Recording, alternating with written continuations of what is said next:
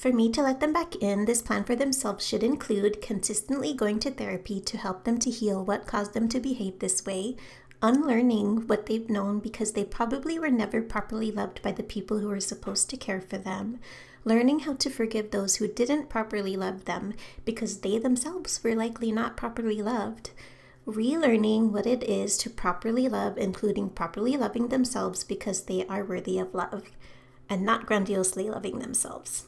Everyone is worthy of genuine love. We just gotta break cycles. Everyone needs healing. We have to be the one to make the choice to finally break the cycle. So in order for me to let people back in my life, these are my minimum requirements. I again remind myself that only 2% of harmful individuals become self-aware. Those that become self-aware know that this is a minimum requirement for themselves because they have truly become self-aware. Only good and beautiful, wonderful things happen when we do healing work. You might be thinking this list is incomplete. Shouldn't they also apologize?